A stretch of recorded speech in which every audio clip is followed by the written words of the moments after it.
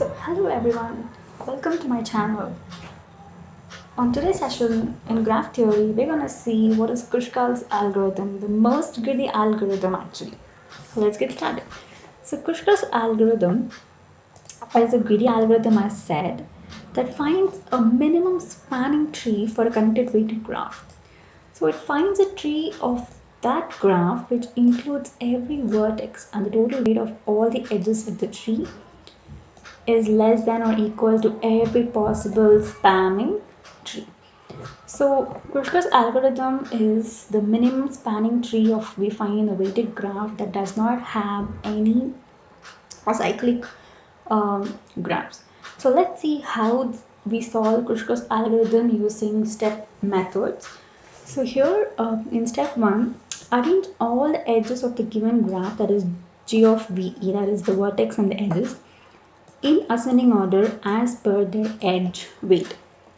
So first we will arrange all the weighted edges in the graph in the ascending order. Okay. Now choose the smallest weighted graph from the graph and check it if it forms a circle with a spanning tree. If there is no cycle, include this edge with spanning tree, else discard it.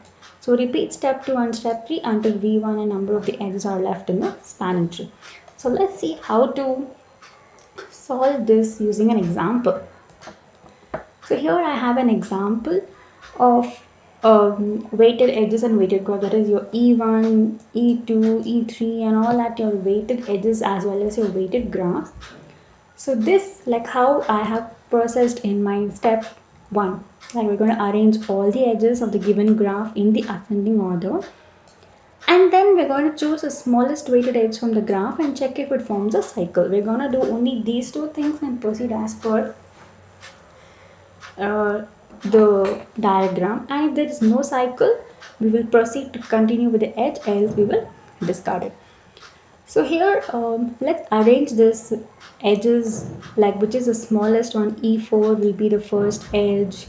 Like when we look at the edges, the smallest weighted edge among all is your E1, which is the first smallest weighted graph, then E2, then E3. So when you put your edges in the ascending order, or else simple E1, E2, just name this as E1, E2, E3, E4, E5 and name all the edges, and then pair them like the vertex pair. A of B has E1, A of C has E2, and now add your weighted edges.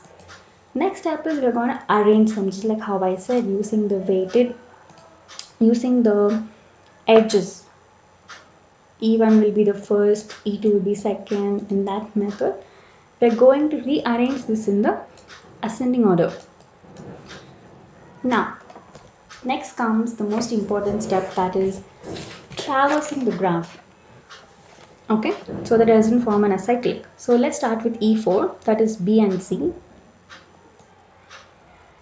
B and C we have one weighted edge as 1, and C and D, yes, we can still traverse. It does not form a cycle. D and E, yes, we can traverse. C and D is 2. D and E is 3. Now B and E, we cannot traverse to B and E as it forms a cycle, so we will discard this E5. Then come to B and F.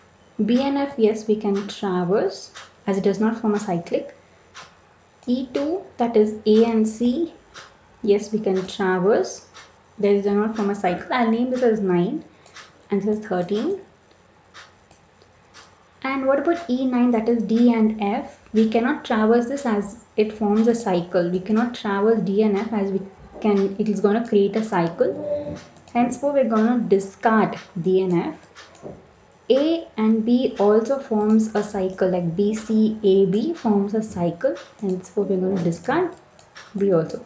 Henceforth, the Krusk's algorithm, the minimum shortest path that we can traverse. So by this, we come to the end of the Krusk's algorithm, and also don't forget to like, share and comment on all your doubts. Until then, stay tuned. Thank you.